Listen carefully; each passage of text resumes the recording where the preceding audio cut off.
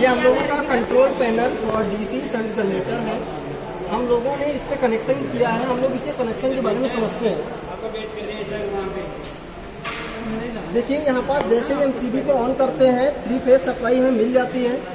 3 phase supply मिलने के बाद हम इसमें क्या करते हैं, वोल्ट मीटर का प्रयोग कर लेते हैं, जो कि हमारा लाइन वोल्ट के बारे में बताएगा।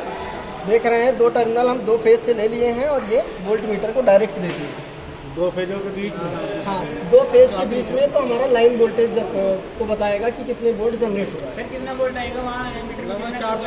400 के समथिंग रहेगा। वो तो वोल्टेज वेरी करता रहता है, इसलिए हम कह नहीं सकते। अब क्या करते हैं, इसी का एक टर्मिनल हम उठाएं। देखिए ये है हमारा पहला टर्मिनल, पहले फेज का, और हम एम्पियर मीटर लगा दिए हैं। तो हमें ये पता करना है कितने एम्पियर की सप्लाई जा रही है इसमें। एम्पियर मीटर का दूसरा टर्मिनल लाएंगे तो हम दे देते हैं स्टार डेल्टा स्टार्टर को। देख पा रहे होंगे आप, स्टार्टर को दे दिए।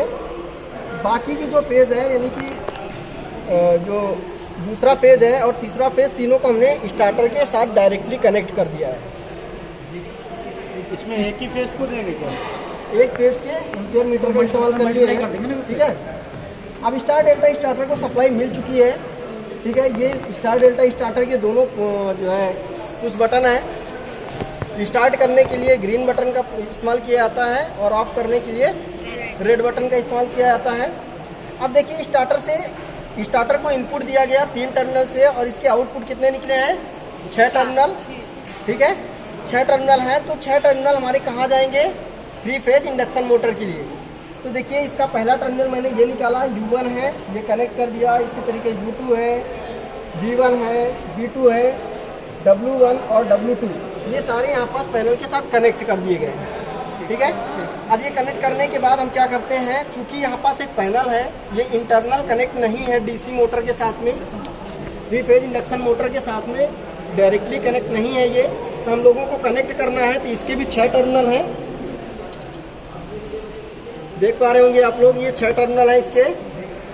इन 6 टर्मिनल को हमने यहाँ पास कनेक्ट कर दिया है उनके पोलैरिटी के अनुसार, V1, V2, V3 और जैसा भी है W1, W2 और V1, V2, U1, U2 के साथ में।